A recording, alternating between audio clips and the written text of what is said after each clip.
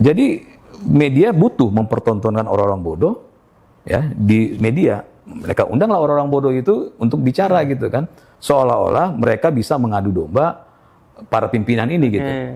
Ya kan Mas AHY pimpinan partai politik besar di negara ini, Mas Gibran wakil presiden. Mereka mau samakan bajunya Mas AHY dan Mas Gibran seolah-olah seperti baju mereka, ya nggak bisa.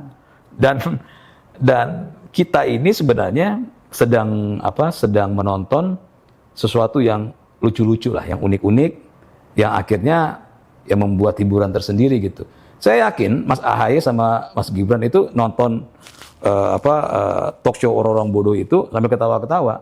Ya, saya yakin kata Mas AHY, dia pikir kita bodoh kayak mereka gitu kan. Dan saya yakin, karena nggak mungkin ya misalnya Mas Gibran itu digantikan oleh siapapun, sedangkan Mas Gibran tidak pernah melakukan sesuatu yang melanggar hukum di negara ini. Jadi ini bunyi-bunyian hanya tontonan-tontonan yang lucu-lucuan aja di negara ini kan.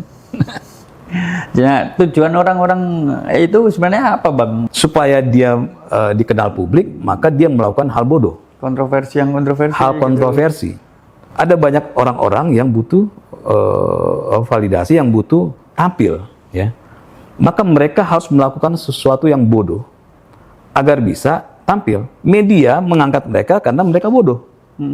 Ini kita fair-fairan ya. Media mengangkat karena mereka, wah ini ada orang bodoh baru nih, ya.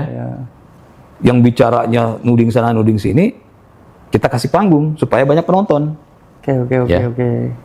Nah, orang bodoh ini tentu akan merasa dia mendapatkan panggung dan dia tentu akan memanfaatkan itu. Ya seperti yang saya bilang sebelum-sebelumnya, ending-endingnya apa? Uang, mereka butuh uang.